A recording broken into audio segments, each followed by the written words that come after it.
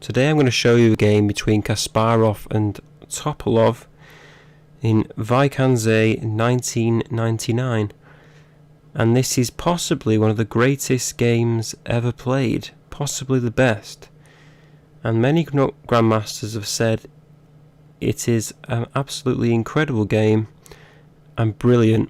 And just as a player myself, it makes me realise how much more tactics I have to learn. Kasparov starts off with 1 e4 and Topalov plays d6, the perk defence. Some people have noted that this is to avoid any opening preparation that Kasparov may have played. I think Nakamura is one grandmaster who said that Kasparov always had immense opening preparation, that's why he did so well. So it makes sense to try and avoid it. Anyway, White played d4, Topalov played knight f6, attacking the pawn. Knight c3, defending the pawn. g6, bishop e3, and now White's plan is to attack the fianchetto. This is how you typically do it. You play Kasparov's plan is to play queen to d2, followed by bishop to h6, and in other games you can also play the pawn to h4, h5, and try and attack the fianchetto when the king is castled on the king side. Here Topalov played bishop g7, and this is noted as maybe a slight inaccuracy because it just helps Kasparov attack the bishop with a tempo. For instance, if Topalov played c6, you could play queen d2, knight bd7, bishop d3, b5, knight f3, and now e5. White doesn't really want to play bishop h6 because black can now take the bishop in one move. But since he's played bishop g7, he's wasted a move if White plays bishop to h6. White continued queen to d2 with the plan. Black played c6, preparing expansion on the queen side with b5, a5, maybe queen b6, knight bd7. And now White played f3, securing the e-pawn and preparing possible pawn storm with g4 and h4, and also castling queen side. Kasparov could have played bishop to h6, but I think it was noted he was scared of maybe some preparation that Topalov may have done, so he's decided to play f3. Still solid move. Black played b5, and now the plan again is to just pawn storm on the queen side with queen to b6, knight b to d7, a5, and b4, and also c5. Similar to a Philidor position, perhaps, also maybe preparing e5 with the knight ge2, knight bd7, the plan, and now Kasparov played bishop to h6, attacking the bishop. Topalov took the bishop, and now the queen took, stopping black from castling kingside. Topalov developed sensibly, with bishop to b7 developing all his pieces. There is nothing wrong with this approach. He also could have played e5, gaining in the centre, where White may have followed up with a3 to stop b4, and then maybe queen e7, and White could have castled queenside. A very even game still. In the game, Kasparov played the prophylactic move a3 to stop black from playing b4.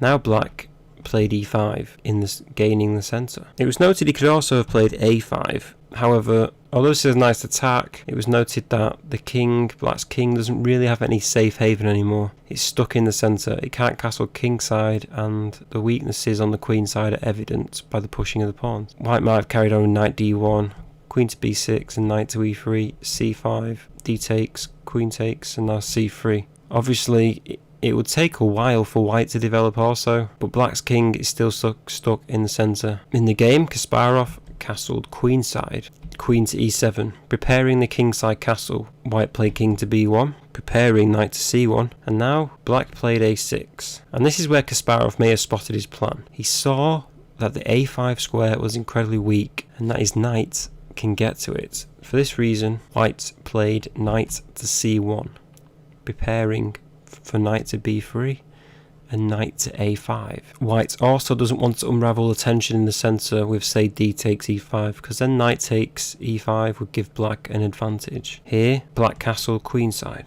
knight to b3, continuing the plan. And this is where Topalov took on d4, trying to get some counterplay in the centre. White took with the rook on d4. He didn't want to take with the knight because he wants to move his knight to a5. c5, attacking the rook and also developing the bishop even more on b7. White takes the rook back. Knight to b6. Topalov wants to get d5 in. We see we've got 1, 2, 3, 4 pieces preparing the move d5, a sort of liberating break for black. Kasparov continued with g3. Simple move. He's got one more piece left to develop, the bishop, and he prepares bishop to h3 check. This is why Topalov decided to play king to b8. He could have played d5 straight away, but this leaves to a favourable position for white. After bishop to h3 check, king to b8, e takes d5, knight takes d5, knight takes, knight takes, knight to a5, bishop to a8, and now c4. After knight c7 and king c1, black's king safety is not that great. Here, Kasparov continues knight a5, attacking the bishop on b7 and threatening to swap it off. Black continued bishop to a8 and white continued bishop to h3, developing the white squared bishop, and black finally played the move d5. However, we noted in the previous variation that black's king was quite weak, and here again it is very open. Kasparov continued queen f4 check, centralizing the queen and also delivering a check. King a7, trying to hide. Rook h to e1. Kasparov is trying to lure black into opening the position. White has a fine position here. The knight on a5 has a lot of tricks and tactics and mates, and the two rooks will be on open files. And white's pieces seem to be in quite good positions, and black's king is just too open. Here, black was forced to play d4 to not open the position. If he had opened the position, d takes e4, f takes e4, knight takes e4, knight takes, rook takes d1, rook takes, and bishop takes e4. And now rook to e1, threatening the bishop, and also knight to c6 check. After rook e8, rook takes e4, queen takes, and now queen c7. King a8, knight c6, mate is threatened, unstoppable. If instead of knight takes e4, rook could take d1.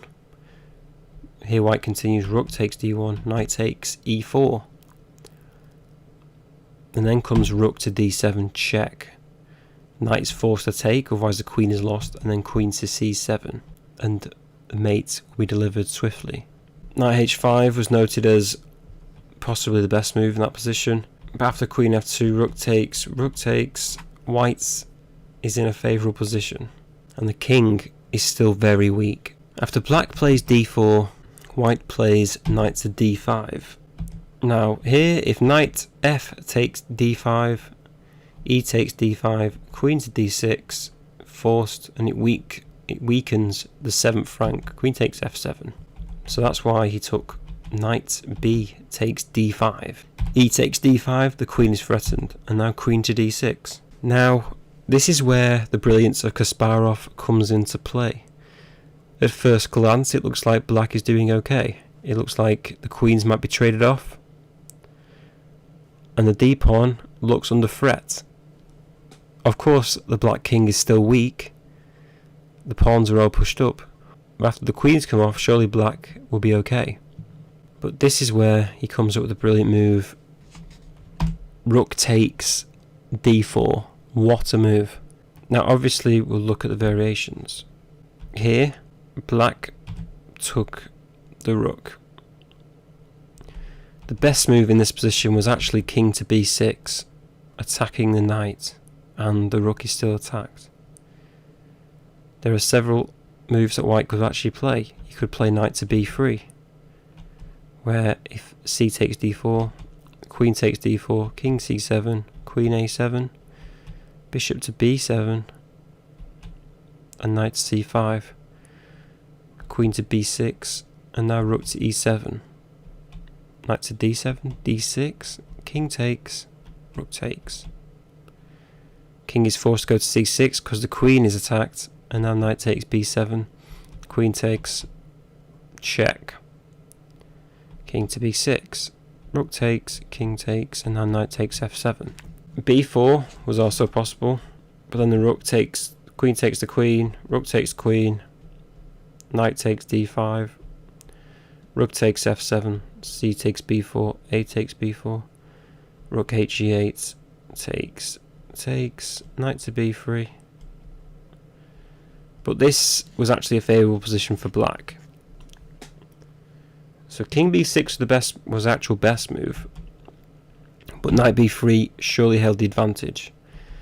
In the actual game, Topalov took the rook, as many of you would, I'm assuming. Kasparov played the best move. Rook takes e7, sacrificing another rook. Queen takes d4, does not hold the advantage. After queen to b6, rook e7, knight to d7, rook takes d7 check, rook takes d7, queen takes h8, and now rook takes d5.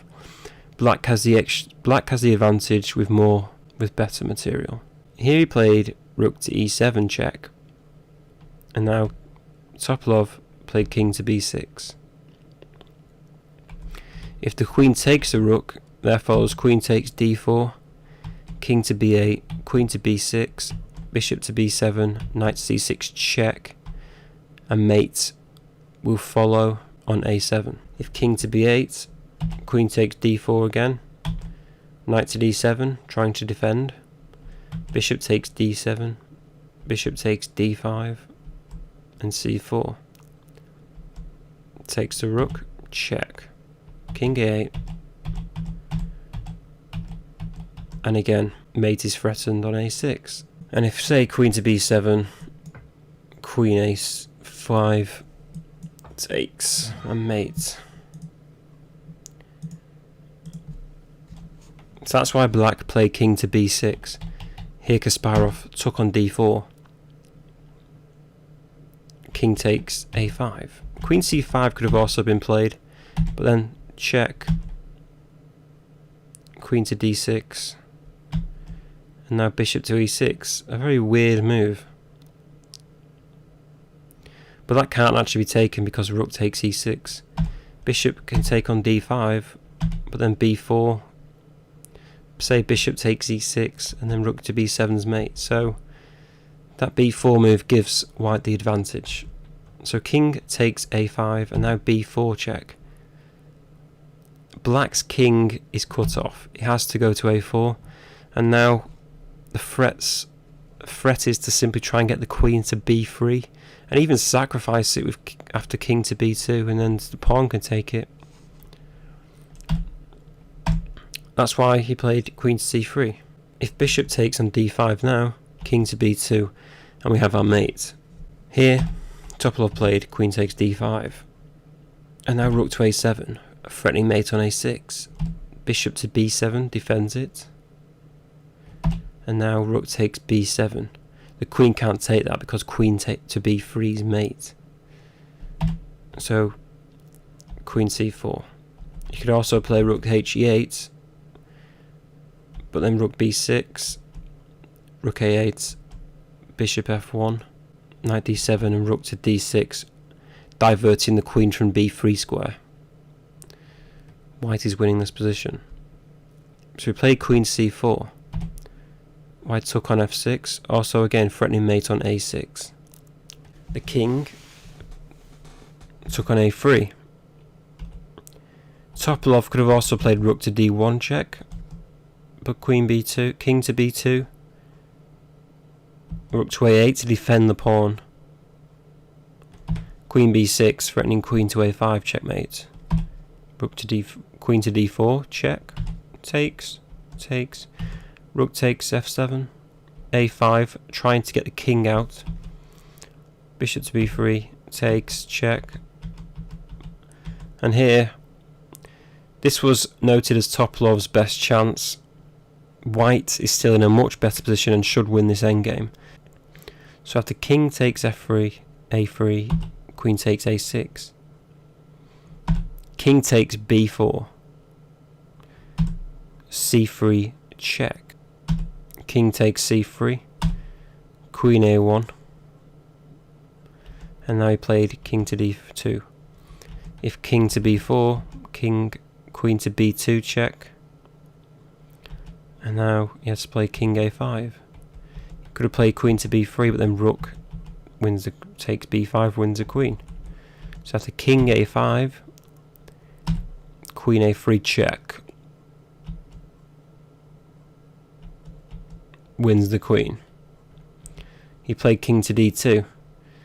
Here Kasparov followed up with queen to b2 check.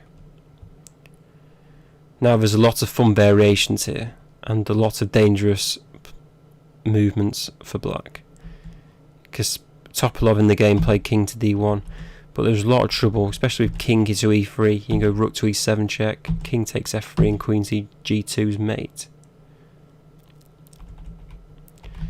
King e1's also a mistake, because after rook to e7, king d1, bishop to f1,